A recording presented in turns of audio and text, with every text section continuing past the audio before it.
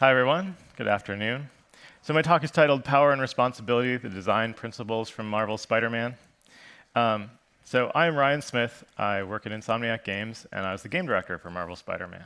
So today, I'm going to tell you a little bit about myself, a little bit about the studio, and then talk about the development process for the game, revisiting sort of key challenges, decisions, and approaches that we made, but also trying to take away some leadership lessons from my first time as a game director. And also trying to give you those lessons that you can apply to your games and development processes. When I think about this talk, though, I also think of myself in the future and having something to refer back to, because these are types of issues and problems and approaches that are really, really helpful when we run into these problems over and over again. And so trying to think of what do I need a reminder of as I move forward. So I do need to tell you, there are some Spider-Man spoilers today. So if you have not played it, I'll give you another warning when it starts to come up. But there's definitely a lot of Spider-Man info in here, and it's not the best way to experience that story. Of course, the best way to experience that story is playing it. So a little bit about Insomniac Games. This is actually our 25th anniversary. It's founded in 1994. We have two studios, one in North Carolina and one in Burbank, California, which is where I am. And I've actually been with Insomniac for 12 years. And through that time, I've had the opportunity to work on many of the franchises that Insomniac is well known for. Ratchet & Clank originally brought me to Insomniac. I really, really wanted to make a Ratchet game. But the opportunity to contribute to some amazing games on multiple different levels has kept me there for 12 years. So let's go over my background a little bit. Who am I and why am I talking to you? So this might strike you as surprising, but I was actually a tools programmer initially at Insomniac. My background was in technology, and I worked on behind-the-scenes tech for Resistance 2. And at Insomniac, that taught me a lot about how to make a big game. It was a huge learning opportunity for me. I was also a gameplay programmer. This fulfilled my dream of working on a Ratchet & Clank title when I made enemy AI and bosses for Ratchet & Clank A Crack in Time. And so that, at Insomniac, gameplay programmers work very, very closely with the design of the game. And working on those enemies and bosses taught me a lot about how to translate what we wanted on paper into the gameplay experience for the player. I was a lead programmer on a game called Fuse, which was a co-op cover shooter that we released in 2013. And that, again, taught me a ton because I had to work very closely with the environment design team and the level layout team to make sure that our cover mechanics were being represented and integrated into those levels and done in a way where everything fit together. And later, I was the department head of a combined programming and design department. And at Insomniac, that was an opportunity for us to combine those two teams so that we were always working on solving the same problems together and that we could get through those hurdles quickly. And so the common theme here is that for many years in my career, I was a problem solver. That's what I did. And I think there's some truth to that for everyone in the game industry. We are creative problem solvers, and that's definitely how we think of things at Insomniac. But that brought me to being a game director, and that's a different role. There's a lot that I had to learn. I do have a design and gameplay focus, and I'm partners with Brian Intihar, the creative director, Jacinda Chu, the art director, to oversee the entire project and make sure that all of the parts are fitting together and bringing the best player experience we can possibly bring. Being a team leader is important, and not just a team of subject matter experts on programming or design, but actually cross-disciplinary teams. A decision maker, making the calls, that's the responsibility of a design or a game director, but also pushing for quality. And so in another way of saying it, I had to be a problem creator. And this was a new role for me. And it's something that I had to embrace, and it was a little tricky. And with Spider-Man, we had a tremendous opportunity. This is the first first licensed IP that Insomniac had worked on. Up until this point, we were always focused on creating our new worlds and characters on our own. But this was a tremendous opportunity with an amazing character and an amazing world that we were actually able to really make our own.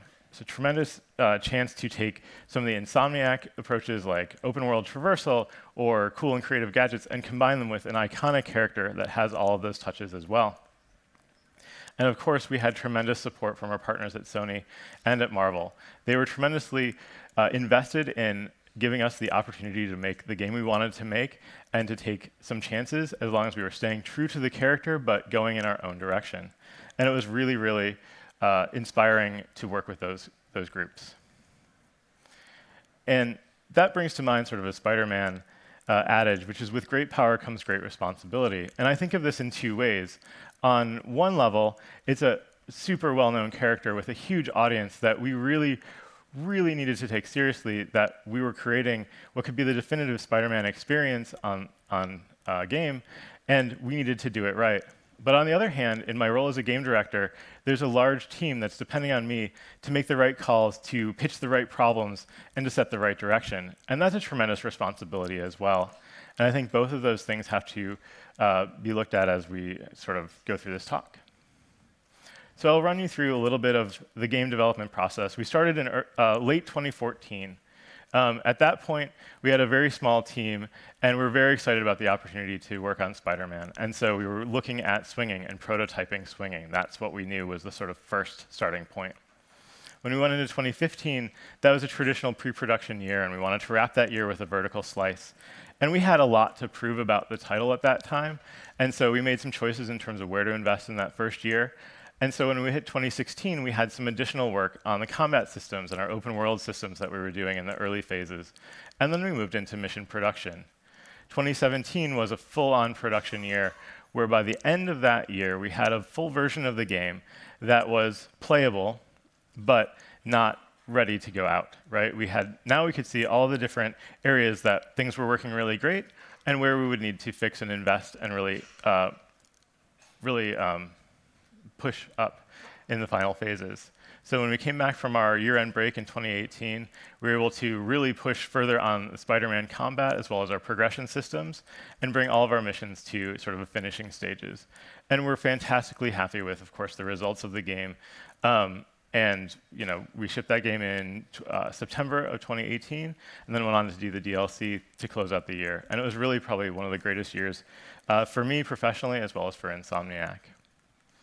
But it really all comes from starting with that iconic character. And this is something that I think is important to remember when you're making a character-based action game like we were, which is that we are giving all of our players the chance to really be that hero. It's the fantasy's fulfillment of being that character that they are not going to be able to get anywhere else. And so that led us to one of our key design questions, is what does it mean to feel like Spider-Man? What can we do in the game to bring that feeling to the players every minute of the game in all the different ways of this sort of multifaceted character? That meant things that you might expect, like swinging and combat. It also meant things about thinking about the human side of the character, because it's super definitive for Spider-Man that there's also Peter Parker. And how does that human side express in the game? But we defined some hero pillars when we're looking at those mechanics. And the pillars are the fundamental ideas that sort of support the game from the beginning, and you want to tie all of your work back to.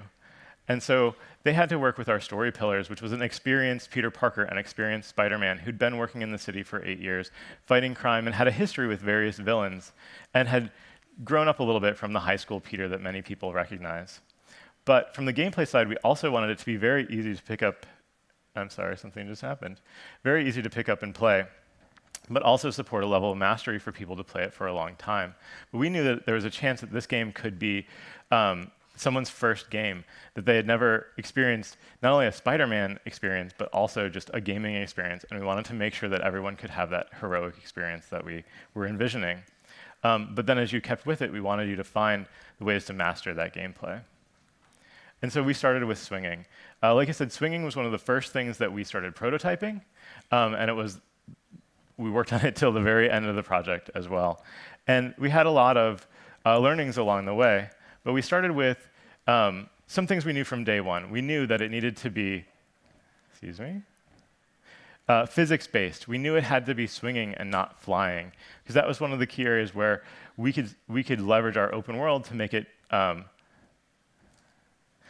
make those lines attached to the buildings and make it be an actual Spider-Man swinging experience. And so that's what we started prototyping. Having a little trouble with the clicker. There we are. So that's where we started prototyping. And that's what we were working on, getting all of the physics in there and really understanding how do we start even controlling physics so that it's something you can play. And we got to the point where you could motor along in the city really pretty well. The lines were attaching to buildings. Every one of these boxes was checked. But, surprise, it was not feeling fun yet. It was not feeling heroic. You didn't feel like an experienced Spider-Man. It's probably not super surprising. But physically based doesn't mean fun. That's not the end of the story. If it was, it'd be really simple. We'd just put it in the physics simulator, and there it would be. So that means we have to iterate. And so how do we start looking at the problem of giving this heroic experience to something that is very foreign to, it's not walking, it's not driving, it's something that you can only do in the game? So here is a Twitter post that I noticed just as I was preparing this that I think was really timely from Paul Graham. He's really influential in the startup community at Y Combinator. And he says, most of making things is figuring out why they don't work. And that's a huge part of the process that we went through, asking ourselves, what are the obstacles in this experience? What's keeping me from feeling like Spider-Man the way that I should? An example, slamming to a stop when you hit a wall. This is something that in our heads we thought, this will feel really impactful. I'll feel so physics-based because I'll hit that wall and it'll be like hitting a brick wall. But that doesn't make you feel like Spider-Man. Someone who's experienced and been in the city for 8 years, why would they hit a wall like that? It doesn't quite make sense. Or bumping into the corner instead of making the turn. You're trying to control this very complex system, and are there ways that we can help you get around those turns? Or running into a fire escape. It was super important to have a believable New York City. And so when the environment team added fire escapes to a whole bunch of buildings where they belonged and giving the player that experience to look at, if you ran into them as Spider-Man, I did not feel heroic at all. And then running along a wall with limited steering, when you first attached to the wall, you weren't able to steer in any direction. And that was something that we had to learn and add along the course of the game, because that was really a way for you to express what you wanted to do in the game and actually feel like Spider-Man.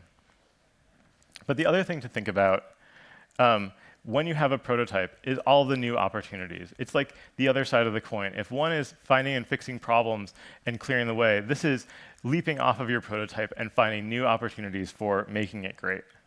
So example like whipping over the top of a rooftop. That was something that doesn't necessarily say this is web swinging, but it is a super huge important part of connecting through rooftops and through corners so that you feel super heroic. And then carrying your momentum through the transitions. That was something where when we unlocked some of that momentum transfer between big swings and different places that you could leap off in the swing, that was a huge game changer for us. Adding an expressive camera, which makes you feel like you're Spider-Man. How would you feel during those swings, during the dive, and how can we emphasize that with the camera? And even the idea of starting the game swinging, asking, why do people come to a Spider-Man game? They want to swing. Can we let them do that with literally their first button press in the game? And the answer is yes, so we did that. So here's a video just putting it all together. Where you can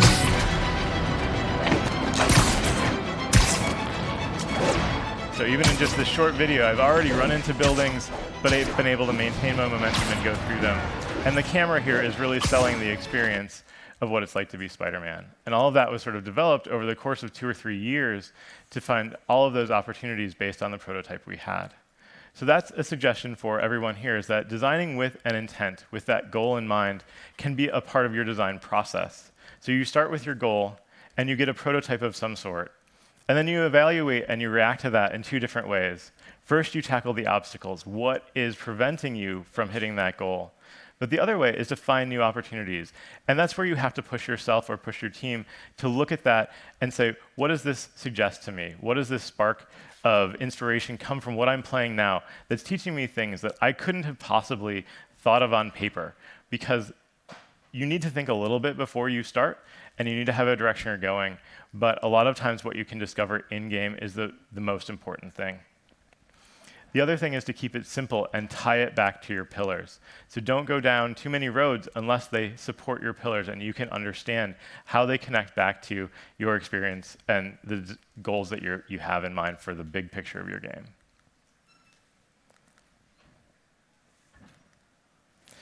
So I talk about two different things today, pillars and problem statements, but I'm going to spend a lot of time about problem statements because I think they're a great way along the course of development to push the game along. The pillar is what you start with first. The pillar is the goal and the thing that it's the supporting statement for your game. But from there, problem statements are going to be maybe more natural to based off of the experience you're actually having in game and what is preventing you from reaching the goals that you've decided on. But both of them need a point of view, so you must always be able to sort of make a subjective judgment based on the problem statement that you're looking for or the pillar that you're trying to support as to whether what you've got is closer or further away from the goal. That's trickier than you might think, but pitching a good pillar and pitching a good problem statement lets you answer those questions. So here's a problem statement along the course of the game. When we had a whole bunch of the game working and put together and you could play it, but it needed to feel more like an Insomniac game. There was something missing where it didn't have that definitive stamp that we wanted it to. But to answer this question, you have to figure out what is it that makes an Insomniac game feel like an Insomniac game. And for this question, there were actually two items that we came up with. And the first one were gadgets. The weapon wheel and the additional gadgets that we added based on this problem statement sort of brought the promise of Peter Parker's technology and Insomniac's tradition of wacky gadgets together in a way that not only did you have enough in your arsenal, but you also were able to use them through the weapon wheel, quickly select them. And for me, as a longtime Insomniac, popping up that weapon wheel felt like kind of coming home, and it was great. But there's another aspect where Insomniac games need to have heart and humor and charm. And so one of our designers proposed that maybe the pedestrians were a way to get a little bit of that charm in the game. And that took on a life of its own, where we added interactions like this. You're the man, the Spider-Man! And even the ability to override your attack moves in the street so that, yeah, because it really felt wrong when you were just trying to punch these people. But those ideas all came in response to this question of making it feel more charming and more like an Insomniac game should. Along the way, our traversal and open world designer, Josue Benavides, said we need more non-combat gameplay to emphasize traversal. The team was working super hard to make all the traversal mechanics work, but we needed to motivate them other than just getting from point A to point B, and how could we do that? But what's really awesome about this problem statement is once you start working on this and you combine it with Marvel's storytelling that we want to integrate through everything in the game, we actually ended up with a whole set of side content that answered this question and gave you story context for the world and the characters we're building. So here's the introduction. Pete, hey, I need a favor. My mom's pet project was research stations that could benefit the public. Now, I launched them, but now that I'm away, Oscorp's gonna shut them down unless they prove their value. I was hoping you could watch them. I left details in each one. Thanks, man. As long as they're here, it's like a part of my mom is too. Well, it's not gonna pay the bills, but it sounds like it means a lot to him. I'll do what I can to help. So all of these research stations came not from a paper design of, we need to have these many things in the game, but from the inspiration of providing more traversal that was motivated through gameplay. And it gave us unique scenarios like this, where you're swinging through polluted environments and cleaning them up. And Nasty as they are, I gotta swing right through those clouds. And you're getting visuals that you don't get anywhere else in the game. Or even this experience of swinging through Times Square and resetting these screens before they explode. Something that you can only do in a Spider-Man game, but something that we weren't doing throughout the rest of the game. But another example is where this traversal motivation actually came up with something called the Spider-Bot, which gives you a totally unique perspective on Manhattan. And it's turned out to be something really fun. We used it in the DLC, and it was something that I don't think we ever would have just written down, this is what we need to have. But because we're trying to solve this problem of providing more unique gameplay opportunities, this did come up in our discussions. And so for me as a director, that was the power of the problem statement. It really gives the team an opportunity to own the problem and the solution. So as a director, you need to state the problem, but not the solution. It's good to have your ideas and your approaches that you would recommend. But when you state the problem, that gives the team the chance to work on it. And for someone like me, who, as I mentioned at the beginning, was a problem solver for so many years and probably brings solutions in the back pocket, it's harder than it sounds to not just push out, we should do this, we should do that, but instead, we need to solve this problem. But letting the team own the problem gets you those creative solutions that you wouldn't get otherwise, like the spider bot. That's something that I would have never come up with on my own.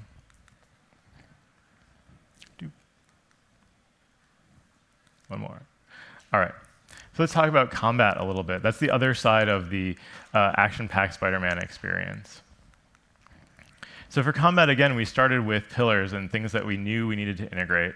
Acrobatic improvisation is pretty much exactly what you think of when you think of Spider-Man.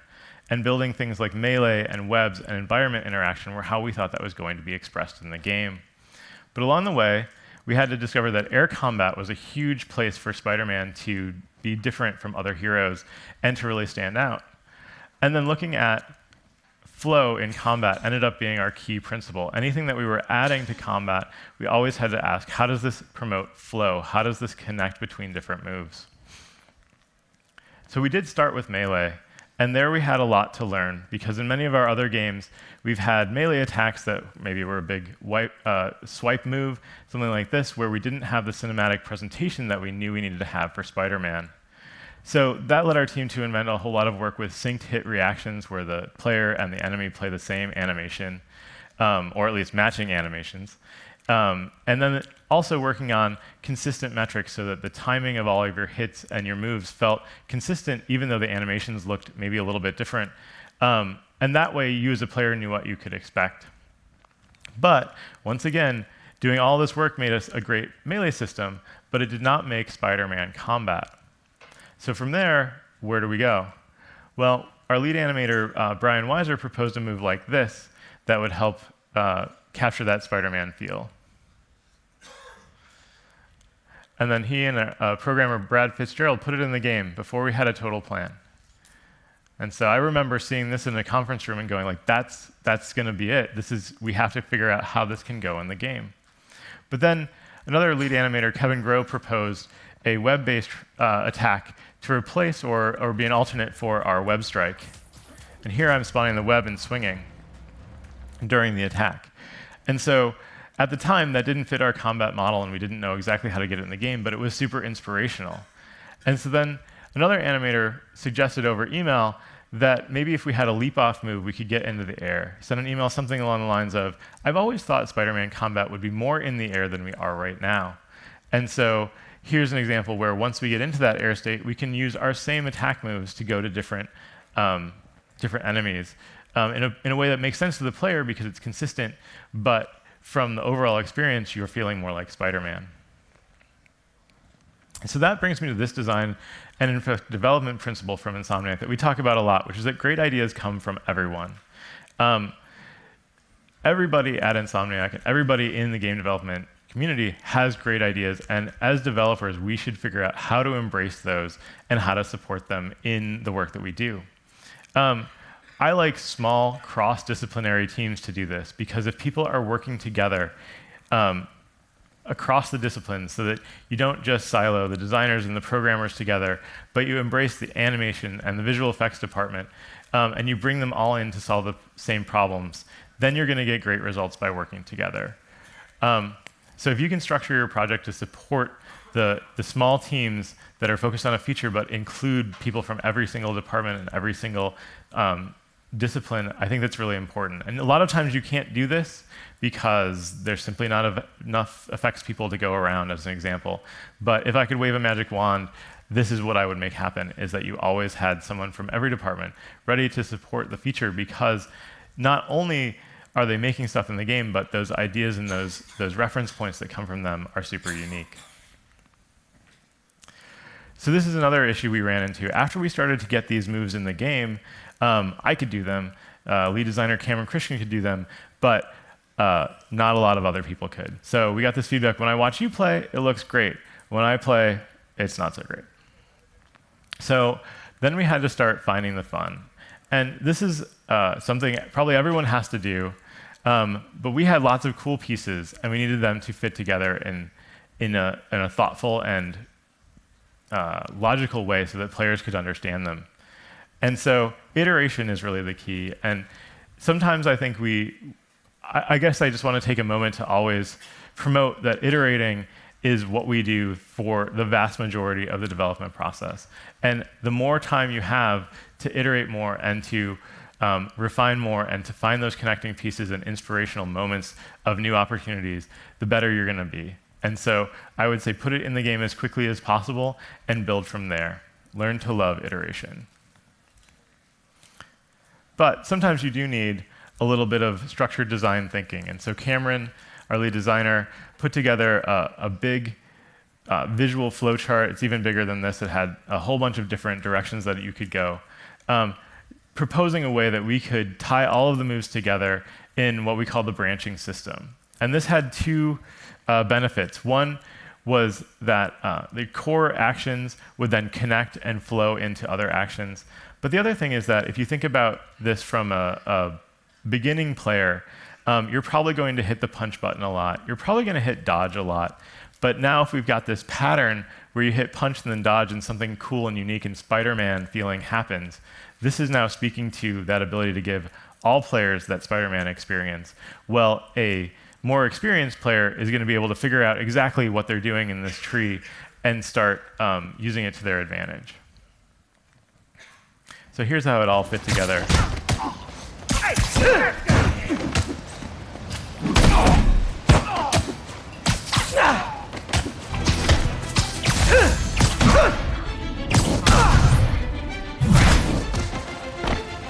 So we found lots of ways for cinematic presentation. We found the flow we're looking for, and we incorporated those ideas from all the different animation and design perspectives and put them into a system that worked together. But here's another example where webs needed to be in combat, and we actually had added a rapid-fire web shooter in the very early stages of the project.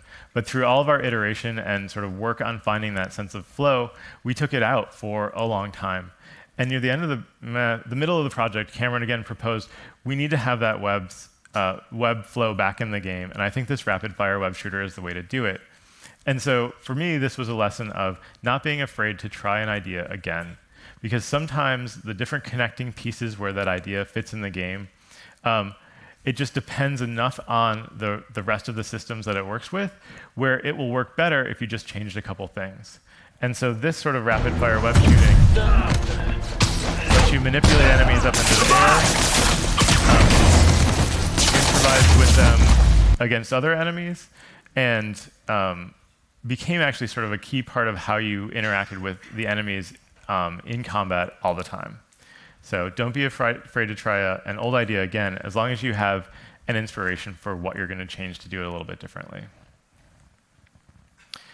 But then we ran into this classic problem, which is that players weren't using those cool moves. Even if they could do it, and you would sit next to someone and you describe how to do it, and they would do it, and it would happen, in the end, they weren't doing these throughout the game. And that's because players take the path of least resistance. No matter what happens, the players will do whatever is the simplest possible thing that works for the challenge that you set out for them, which means that you need to look at game design as part of part of game design is creating rules for the player to support them and to guide them into the experience that you want. So a lock and key design is not great, but it will do this at least initially. But we started to think about, if you have locks, make sure you have multiple keys.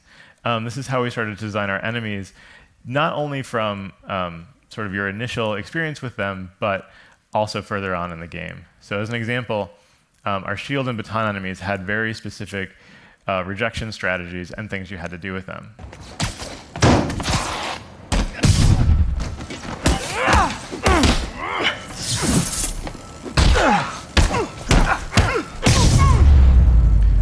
But the nice thing about both of those strategies is they speak to being Spider-Man.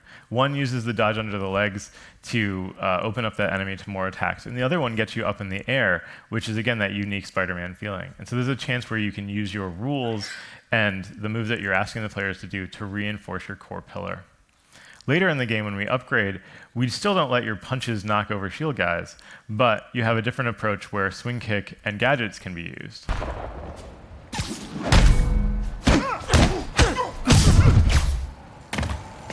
I'll teach you some respect!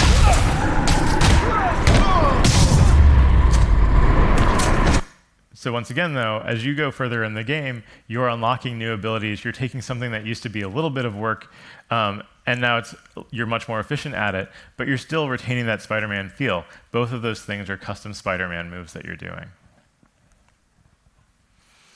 But the reminder here, though, is players won't know your rules. So you need to prioritize tutorials.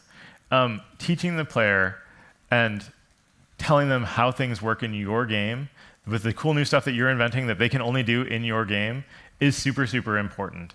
If you don't do it, players will miss the good stuff. They just won't know how to play your game. Here's an example where this is actually the first button press in the game where we teach you how to swing, and we literally stop the game until you've confirmed that you do this action. And later we do the same thing for combat.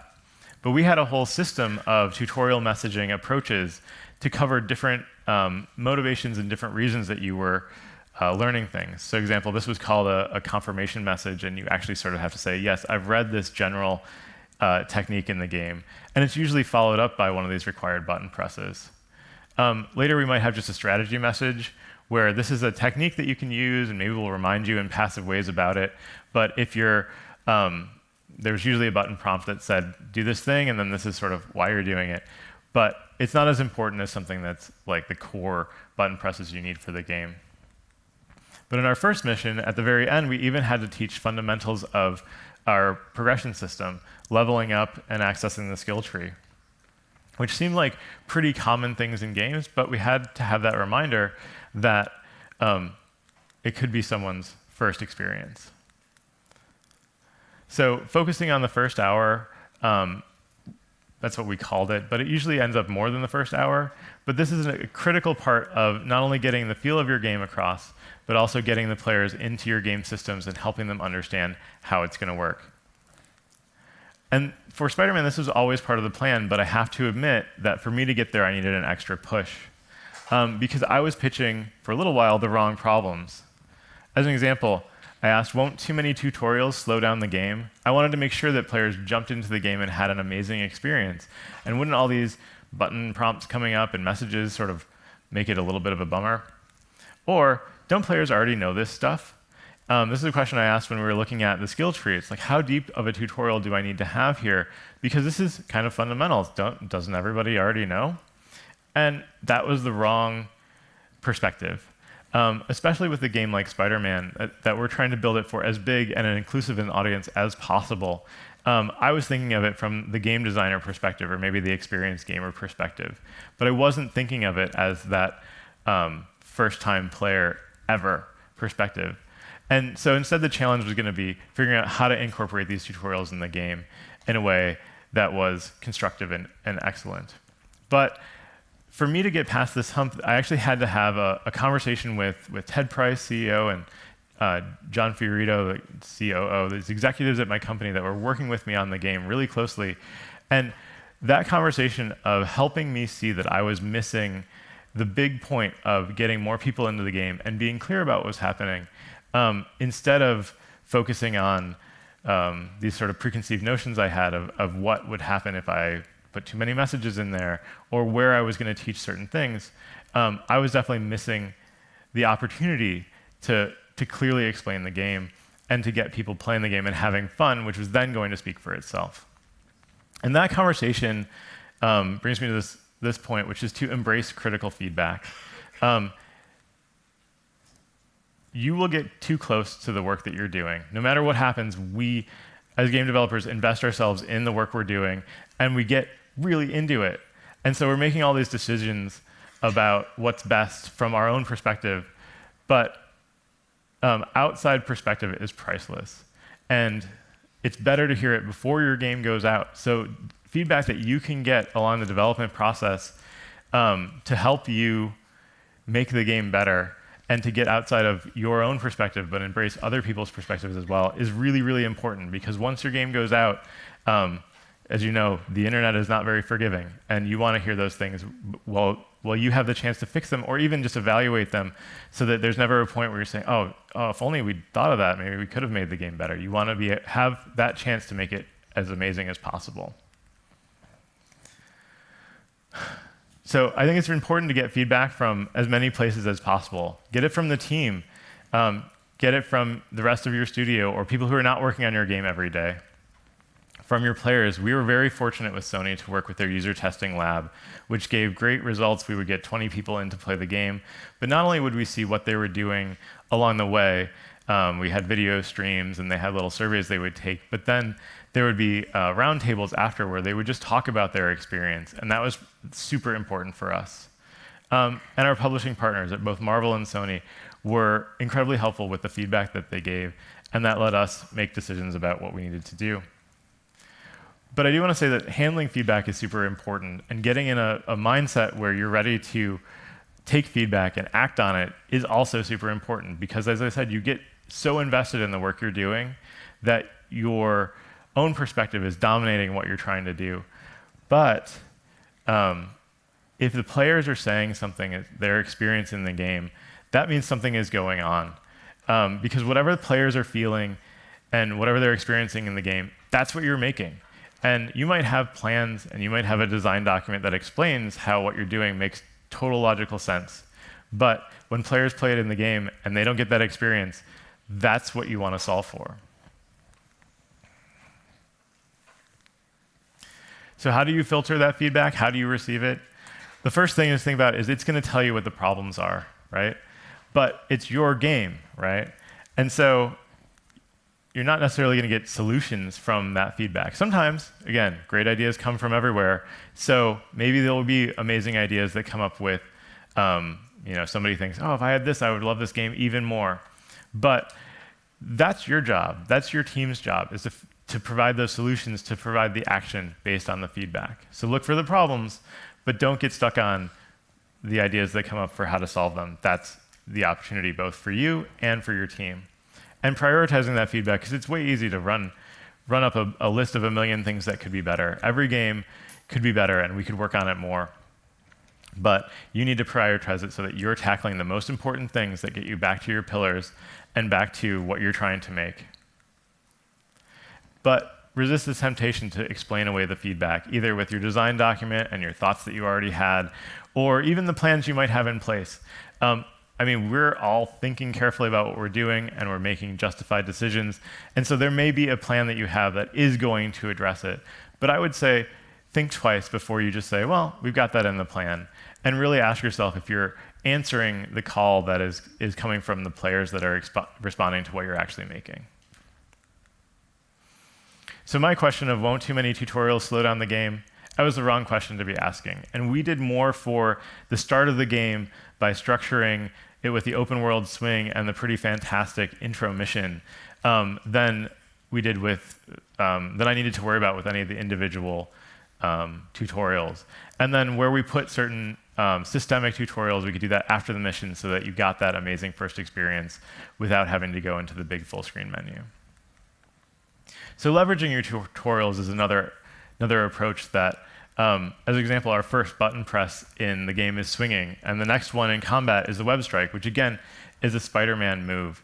So always trying to look for something that you can turn into a strength and a unique opportunity. So as an example, we had to teach you how to craft suits and how to get into the suit crafting experience. But we built story context around that, and again, huge props to the UI team and the animation team for doing the work that you're going to see. Because this helps you feel like you're having that Peter Parker and Spider-Man experience when you're crafting your first suit, even though sort of the fundamentals are this is a menu and it's a beautiful menu, but you need to know this. And then when you finally get to the end, you get this amazing reward cinematic from the animation team.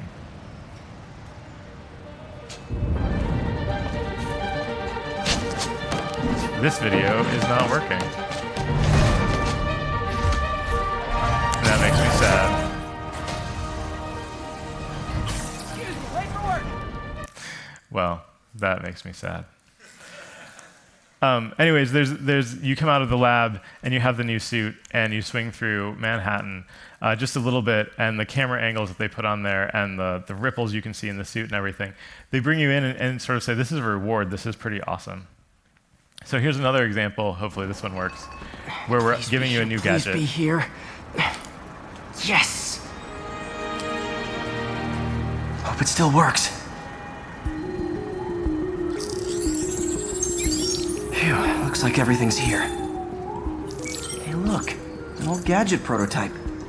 Looks kinda awesome. Why didn't I ever finish it? I think I can make this work.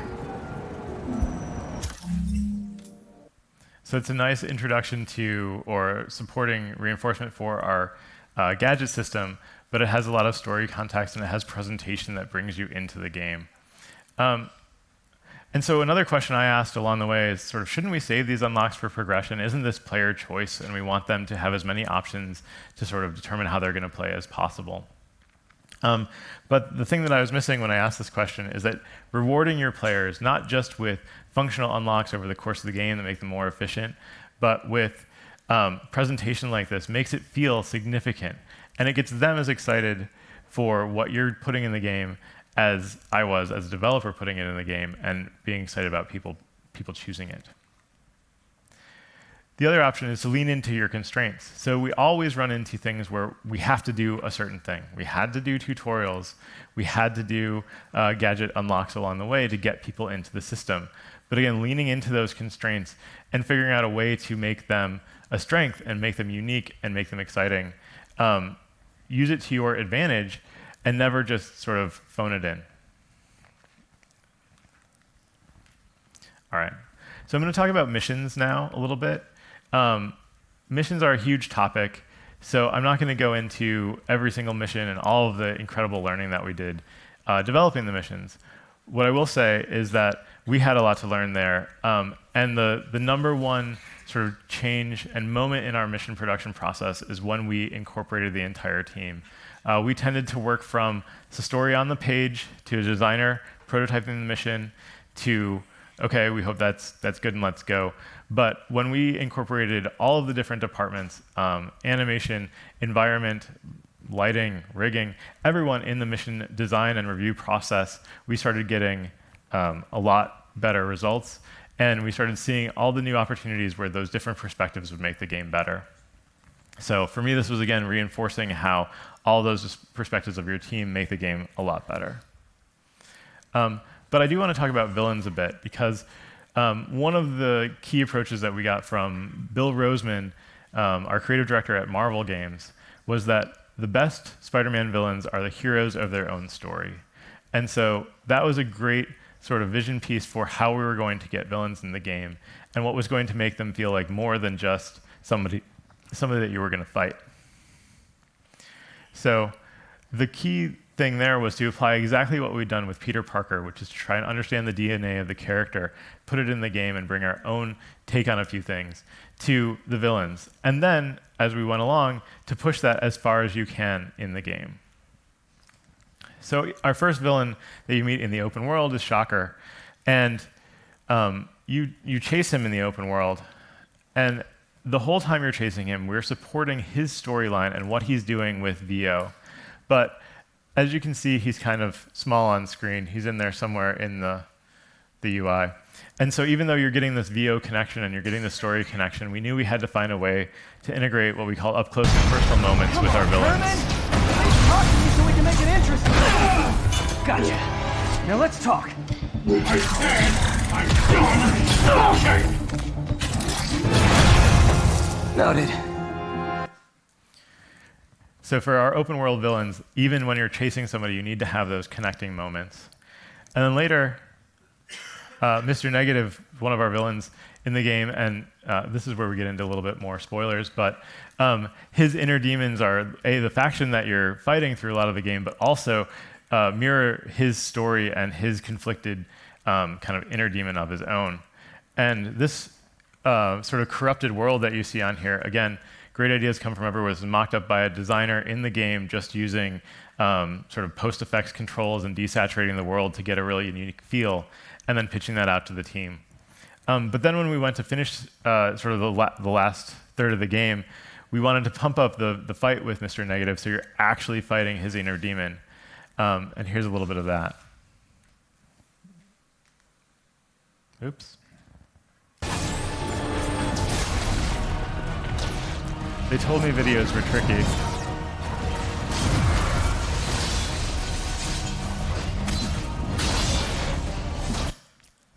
Okay. So there's actually a big giant demon. I encourage all of you to play the game. I'm so sorry the videos are a little spotty. But taking that idea of Mr. Negative's inner demon and his personal conflict and expressing that in the game in a way that's decidedly different than the open world swinging that you've been doing was one way where we were able to take that villain and push it all the way. Another great example of, I think, in the final game, the success was fighting against Otto at the end. And this is a character that we had built up across the entire game. Your relationship from both the Peter Parker side and the Spider-Man side was established and evolved throughout the game.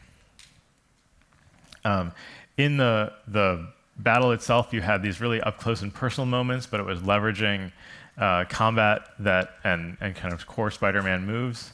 When you finally got in the final stages, the visual storytelling we had on the suit breaking away and showing Peter Parker and how that was a necessary part of beating this villain was all there, you know. So it had the cinematic moments woven into gameplay. It had character built up throughout the game. We understood his motivations, and we understood how that related to your character. Visual storytelling through the suit, gameplay that was challenging and epic, fight stages from the rooftop to the one-on-one on the side. They were amazing and unique Spider-Man experiences. So this was a success in the game. A small team working closely together, solving problems and pursuing the vision of this fight. It was everything that we talked about. Excuse me. But in another perspective, it wasn't as much of a success, or at least there's some questions about that, because there was a huge effort required to make this in the final version. And a lot of that was because it was the third time we'd worked through this fight. Now, I said iteration is the key, and we work on things a lot. It's not unusual. All writing is rewriting. It is okay to have multiple drafts of things. But why didn't we get there the first two times? What was going on? I'd been with this particular angle the whole time we were working on it. And so what was I missing? And I think the lesson that I would take from this is to make the hard calls at the right times. I had reservations about each of the different approaches that we were taking, but I had reasons. Maybe they were logical, maybe they were sort of situational reasons why I was letting that direction go, either to give the team a chance to prove it, or because I just wasn't ready to say, I don't think we should go that direction. But as a leader, as a director, you need to make that hard call as early as possible, and that's the lesson that I'm going to try and take away from that one. So. Another question we brought up in the middle of the game was that we had a lot of game, and we needed to figure out how to bring it home. Spider-Man was definitely our biggest game that we'd ever worked on. The world, the missions, all of it was a scope and scale that we had hardly dreamed of when we started it. So everything had to scale. Our production processes, our team, our review approach, everything had to go. We had a lot of missions in flight between the core, what we call the Golden Path story experience, all of the additional content. We had a lot of things going on between 4 to 10 missions in various staging of production. So how would we get eyes on everything so that we knew that we were providing the best experience across the game possible? And the answer to this is something that I come back to time and time again whenever these problems come up, is the principle of divide and conquer. This is something we do with teams all the time. I've already mentioned there's a mission team, a combat team, a traversal team. So we're already dividing the problem across the team itself, but maybe we can do this for the leadership team. And we actually did, and it was very successful. For example, spoilers again, but the Scorpion level at the end of the game, this was started as a design prototype, but this was a level that art director Jacinda Chu worked with the designers really, really closely to craft and take sort of from the first idea stage to something that was production ready. And the work that she did here really capitalized on the cool design prototypes that they had and brought her artistic vision to it.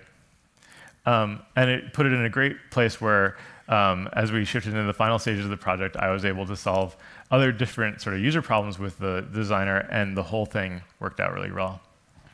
And another example is when we were doing the E3 2018 Raft demo. That was something where we were, as I mentioned, in the closing phases of the game, and we had a lot going on in terms of bringing combat all the way to final, and making our missions as best as they could possibly be. So we had a lot of stuff we wanted to pack into this demo so that we were showing our best possible combat, all the cool suit powers, or at least one of the cool suit powers that we had, and all the cinematic presentation that we've been building to, but as well as get the villain stories in there and show what an epic and amazing game we could make. And so creative director Brian Intihar and I sort of worked with those teams, dividing and conquering this demo to make sure that every moment of it was as awesome as it could be. And that's all because of trust. And I think trust is one of the things that is probably the most important team dynamic that you can start building. Trust is like a superpower for a team. When we had to do the DLC after the end of Spider-Man, figuring out all the different ways to do that was a much more natural experience because we had built the trust across the game. And you can only build trust by working together on a shared goal. So it's really important that you're putting your goals out front, you're talking about the problems that you're trying to solve together, and working together to make this game and build trust with your team. It takes time and effort, but it's 100% worth it. It's, like I said, the most important thing that you can do for your team. So wrapping up, teamwork makes the dream work. I started hearing this earlier this year, and it really captures, in kind of a silly way, a truth of what it was like working on Spider-Man. But it is still hard work. As you guys know, making games is incredibly difficult. And you may feel, and I certainly did feel across the course of making Spider-Man, that it's just nothing's ever going to work. These things are never going to fit together. All these ideas that we had at the beginning, they're all going to mount to a bunch of frazzled ends. But never give up on your vision and your dream, because if you persevere and you keep working on how things all connect and you work with your team, you can make it happen. So that's it from me. Thank you.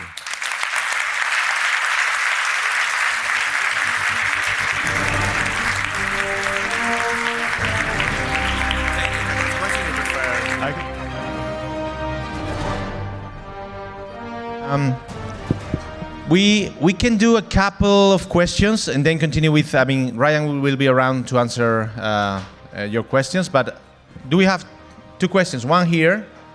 I cannot see very far away, but I see at least one here, and there's one there. Okay, many questions, but just a couple of them. Then the rest you can do it in person with Ryan. Okay, hello Ryan. First of all, I enjoyed and loved this Insomniac Spider-Man. I'm a big fan. Well, I suppose that you played some other Spider-Man games previous to your own in Insomniac, and the question is, I missed something in the air combat. We saw a great air combat gameplay in Spider-Man Web of Shadows, so I was wondering why you decided not to follow this path. It didn't fit in what you had in mind for your combat system, or? I think we looked at all sorts of other Spider-Man games to understand where people had been. And I think we wanted to do what sort of felt natural to us and felt like our unique take on the different mechanics. So for us, it was a place that we could start looking at flow and the cinematic presentation and just see how that could all connect into a very accessible model. So. Okay. Hi. Yep. Hello. Here. There you are. Hey. Okay. Hey. Yeah. Okay, so my question is, this game doesn't have any type of microtransactions. And That's right. as I was playing it, I was devising all the stuff that an evil game designer would do with it, because it has so much content. So was it one of your goals from the start to not include them? Was it ever in the talks? There was any pressure? Because it's actually something remarkable that in this day and age, some high-profile AAA game doesn't include any type of microtransactions at all. So thank you for that. Yeah. Oh, thank you. Yeah, I mean, it was never part of our goals, and there's never any pressure for that kind of stuff. And so, I mean, we're very happy with the City That Never Sleeps DLC was tremendous, and we're very happy to make that content for people.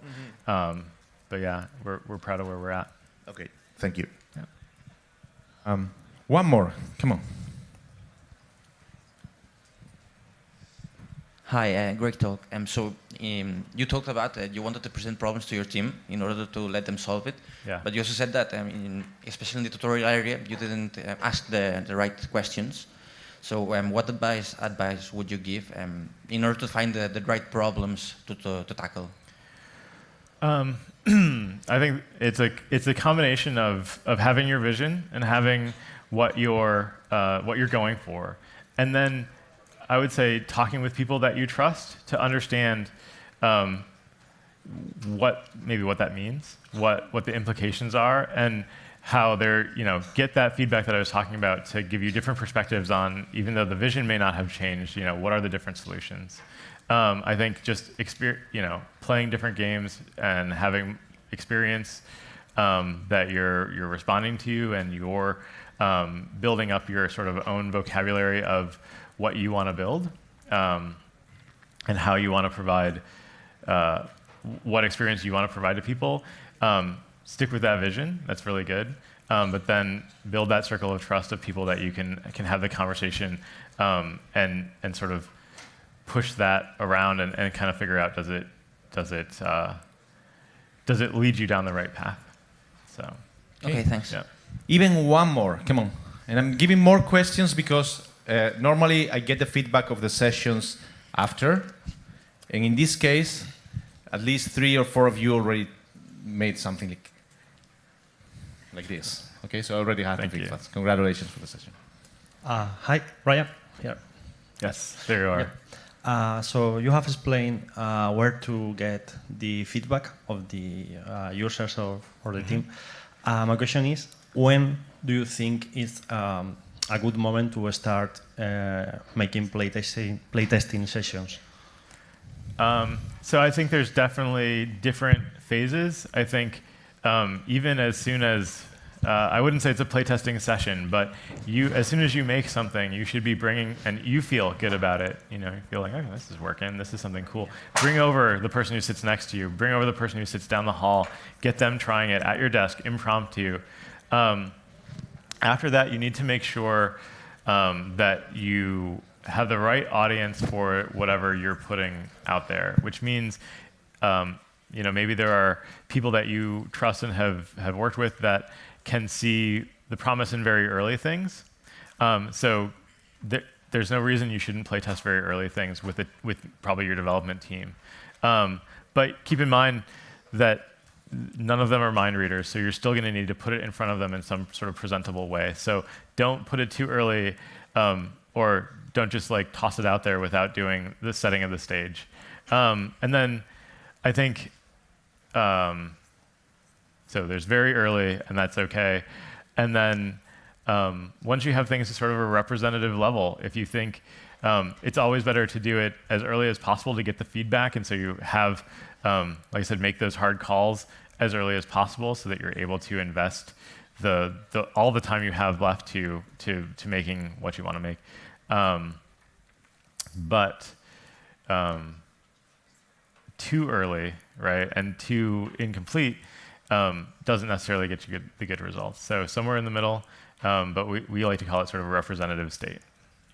So does it get the point across? And if it does, then see how people respond to that. Okay, and now we have to finish.